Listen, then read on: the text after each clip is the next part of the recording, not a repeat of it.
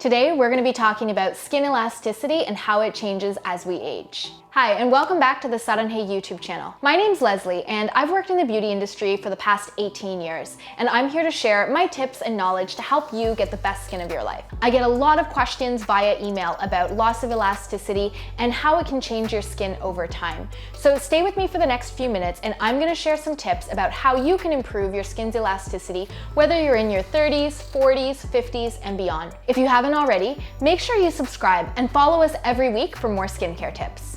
Elasticity refers to your skin's ability to be flexible, to stretch and to bounce back into shape again, just like an elastic band can stretch and then it bounces back into shape. Elastin fibers are a type of protein that live in the dermis layer of the skin, and these fibers are responsible for your skin's elasticity or ability to be flexible and to stretch. Over time, and from about the age of 18, we actually experience a decrease in our natural elasticity, about 1 to 2% every year. So by the time we're in our 40s, we've actually lost about 20 to 25% of our natural elasticity. So one of the first visual signs of aging that you may notice is actually a lack of radiance or that missing inner glow. You may think that you generally just look more tired than usual.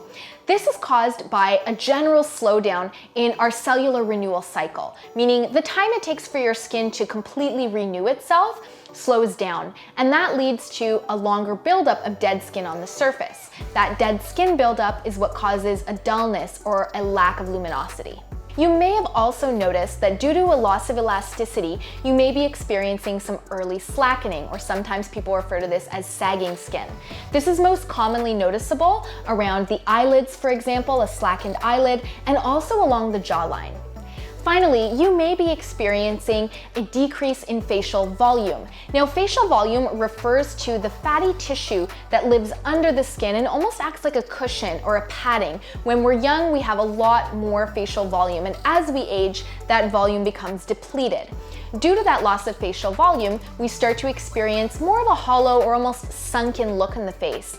And keep in mind that if you've experienced a rapid or a significant weight loss, you may have lost that volume a little bit earlier and are now experiencing more advanced skin slackening, especially around the marionette lines, so the lines that run from the nose to the edge of the mouth, or again in the jaw area. So now that we've talked about the scary stuff, you're probably wondering what can you do to either prevent these things from happening or to correct some of the damage that you're seeing now.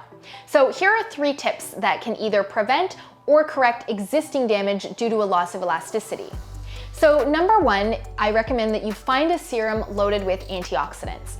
I know we've talked about antioxidants before, and they're so important when it comes to preventing future damage and also working to correct some of the damage that you may be seeing today.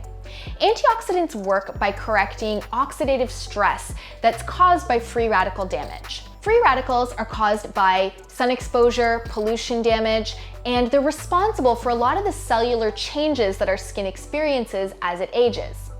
Now, when you're looking for a serum with antioxidants, there are so many different ingredients on the market, but 2 examples are things like vitamin C and vitamin E. If you can find a serum that contains both of those ingredients, this is a really great place to start and will make an excellent addition to your skincare routine.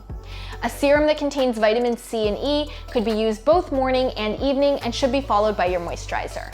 And that brings me to my next step. Number 2, don't forget to moisturize. Moisturizing is so important to maintain a supple skin and to help improve elasticity.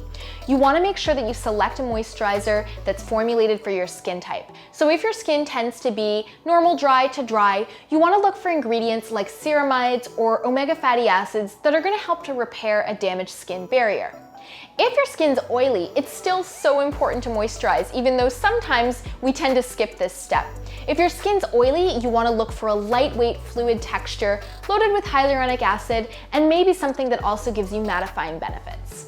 And my last tip is make sure you use sun protection or SPF. And I know we talk about this all the time, but it really is so important.